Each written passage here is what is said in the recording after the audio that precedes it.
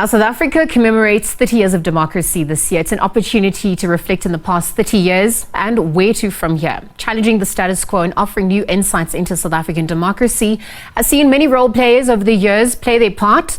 And the upcoming Human Rights Festival at Constitutional Hill takes place between the 21st to the 24th of March 2024, and it aims to continue doing just that, uniting NGOs, social justice organizations, think tanks, and more around centralized issues related to human rights issues. So in its sixth year, Bandile Fakude joins us to weigh further as Human Rights Festival producer. Bandile, good afternoon, and thanks for your time with the SABC at the start. Good afternoon, Lizo. Thank you for having me.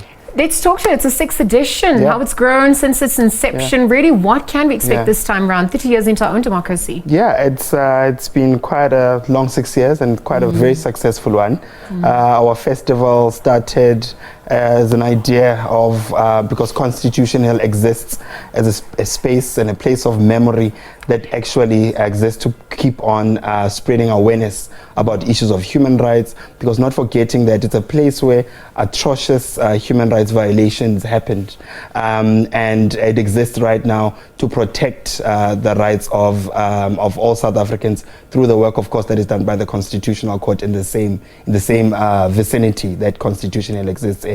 So the festival has grown with different partnerships, of course, and the attraction, seeing different NGOs, big NGOs, small NGOs that are doing a lot in their communities, smaller communities, coming in and actually coming in to showcase the work that they do and also give information to people. But not only that, give platforms for people to have conversations about topical issues around, giving them a voice around issues that happen, and those are human rights violations or even things that bother them as communities. So Constitution Hill has opened up a space for ordinary South Africans through this festival to come and talk and take action and be aware of issues around the Constitution, democracy, and human rights. Well, talking about relevant issues, I mean, this year it's 30 years since 1994 elections. Yeah. I wonder what some of the sentiments on the ground, what the program will look at that, you know, it just in hindsight, we'll look at, and then also in hindsight as we track the challenges of the past 30 years. What are some of those issues that you've noticed that will come to the fore this time around? So we did an open call for actually NGOs and partners to come and suggest certain panel themes. And themes like issues around GBV came up, issues around LGBTI voting came up as well. As a matter of fact, we've got a town hall on the importance of the LGBTI vote, which will be hosted by the Tamidish Foundation.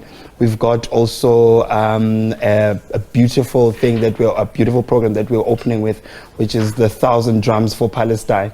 We're inviting 1,000 South African citizens to come and grab a drum and beat a drum on the issues around that are happening in Palestine. So the people, communities, the NGOs that we've worked with have suggested all these kinds of issues that are topical and that they'd like to talk about. So it's going to be an array of those kinds of topics around town halls, panel discussions, even the exhibitions that we're actually going to be having. They're going to be speaking to issues that are happening around the country, and of course to spread awareness, and definitely the issues of voting comes up. It is this festival lends this year in a very important year, not only 30 years of democracy, but we're going for the national elections as well as a country. So I think it's quite important that South Africans join in hand with this and get themselves involved. Not only that, but inform themselves.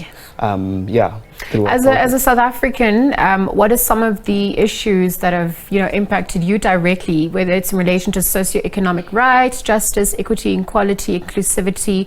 What has been your lived experience? What do you think are some of those issues that have personally affected you? As a young black South African, our issues are sometimes, most of the time, common. issues around education, issues around jobs, issues around free education, tertiary education, affordability of that. Those are the things that we share as young people, most of us, and that's the path that we go through as South Africans. But of course, we spread a message of hope, and we're always working towards the change that we want to see. And that is why we call on also young people for active citizenry, that we need to be active citizens and talk about these issues, but also work towards solutions and make sure that those who are supposed to deliver that do. Yeah. If people want to find out more information, how do they go about doing that? In terms of accessibility as well, what do price ranges look like? So with the festival is free. People must know that the festival is free. We open our gates from 10. We're going to start on the 21st with, I said, the drumming Yes. for Palestine, 1,000 drums for Palestine. And then we'll have our workshop day on the second day. The third day, we're going to have the music festival. And then we close off with the We the People walk that we would like people to register for, as spaces are getting smaller and smaller. And yeah, it's going to be, that is a take action kind of an activity at the end of the festival. Right. So yeah. Bandile, thank you for joining us on the SABC at the SAWA and for weighing in. Bandile Fakude is a Human Rights Festival producer, just chatting to us about the Human Rights Festival happening at Constitution Hill. It's the sixth edition rather. We're looking at this in relation to South Africa, of course, commemorating 30 years of democracy. Some of the pertinent themes that have affected this democratic dispensation, and obviously where to from here as a nation.